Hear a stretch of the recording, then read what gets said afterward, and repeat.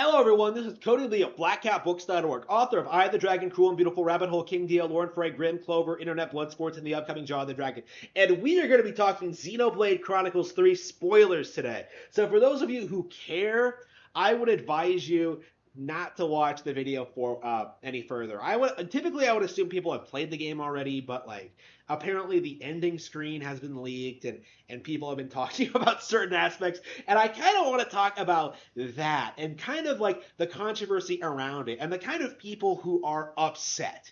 Okay, long story short, I wouldn't take anything these people say seriously, honestly. I think Xenoblade Chronicles 3 is based as fuck. The most based Nintendo game in existence.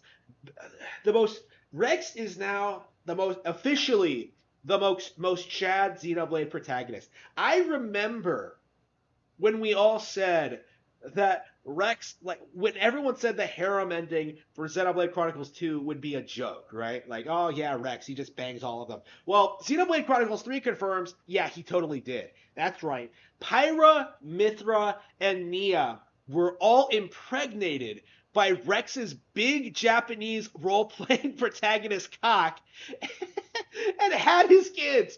All of them. Apparently all at once, considering like the size of the babies and stuff like that. But it's confirmed real. We know it's a thing. we know Rex smashed all three of them. And he looks really smug about it too. That motherfucker. What an absolute Chad, first of all. I am in full support of this notion. I think it's awesome.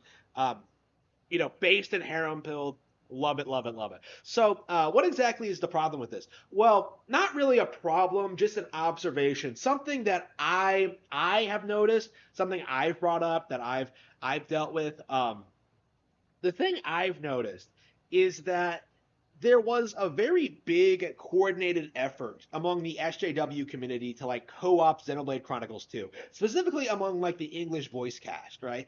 There was a lot of talk about like, oh man, Pandoria is non-binary. Morag and Bridget are in a lesbian relationship. This is the most LGBT friendly Nintendo game ever made. There was this very big push to create this agenda that simply didn't exist when it comes to Xenoblade Chronicles 2, right? Like, yeah, they do this a lot when it comes to, like, co-opting products. It hasn't worked for Nintendo yet, not really.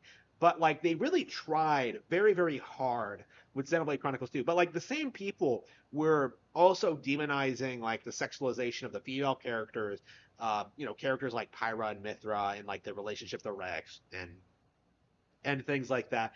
And oh yeah, yeah, yeah. That was the big one. Like Nia being a flesh eater is like an allegory for her being trans. Like that was the big ridiculous one that I think sparked all this nonsense. But basically, what this proves, Xenoblade Chronicles 3 proves, is that like first of all, Nintendo is based in red pill for allowing this to happen. But second of all, it really just goes to show you just how much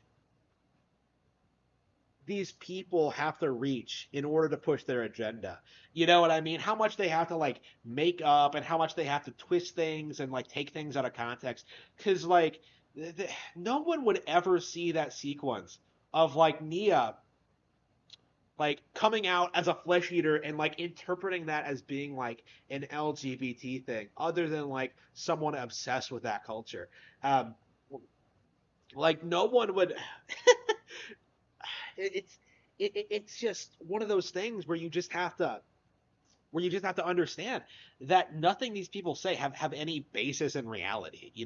Like they throw their personal identities that they revolve their entire lives around on these fictional characters, and in this specific instance, it blew up in their face and in an epic way. Like I can't think of any other JRPG that like shit on this audience, that particular audience, this hard, and it like without really even trying to, honestly. Because I think the conclusion of this is basically the way the developers wanted this to go, right?